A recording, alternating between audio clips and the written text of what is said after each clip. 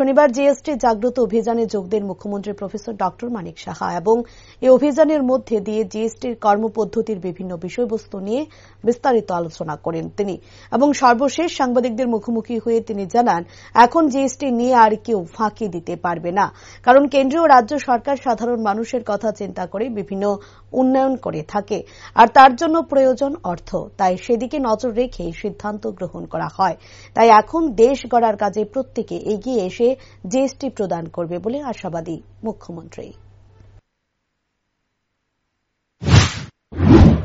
ফাঁকি দেওয়ার কোনো সুবিধা নেই, বিশেষ করে আর্টিফিশিয়াল ইন্টেলিজেন্স থেকে শুরু করে যে ধরনের আমাদের প্রযুক্তি ডেভেলপ করেছে, যে জিএসটি না দিয়ে কেউ যদি থাকতে চায় তাহলে he or she should be behind the bar, ওর মধ্যে প্রশ্নই উঠে না। কারণ আমাদের সরকার, আমাদের দেশ, আমাদের সেন্ট্রাল গভর্নমেন্ট, আমাদের রাজ্যের সরকার যাই ডেভেলপমেন্ট হবে, যাই কিছু করবে সাধারণ মানুষের জন্য করবে, এবং সেটা তার জন্য অর্থের প্রয়োজন। অর্থ আসবে কোথা থেকে? তো যারা ব্যবসা করবে অথচ ব্যবসা করার পরে তারা জিএসটি দেবে না, সেটা তো সম্ভব নয়।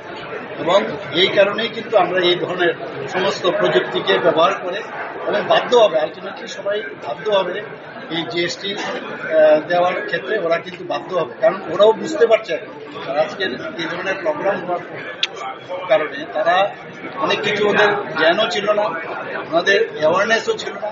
আমি মনে করি এই ধরনের প্রোগ্রামের ফলে ওনারাও বুঝতে পারছেন যে সর্বপ্রথম দেশ, তারপরে কিন্তু আমরা দেশকে আমরা সামনের দিকে এগিয়ে নিয়ে যেতাম। মাননীয় প্রধানমন্ত্রী 2047 বলেছেন যে দেশকে সামনের দিকে এগিয়ে নিয়ে প্রগতির দিকে নিয়ে যেতে হবে, তো বিকাশশীল দেশ বানাবে। কাজে এটা যদি বানাতে হয়, সবার আগে যারা ট্যাক্স পেয়ার তারা কিন্তু বেশি করে আরো ট্যাক্স পেয়ার বেড়েছে আগে অনেক বেশি। আমি আশা করি যে এতে করে অনেকে ট্যাক্স দিতে আসবে এবং দেশ গড়ার ক্ষেত্রে অনেক ঠিক হবে।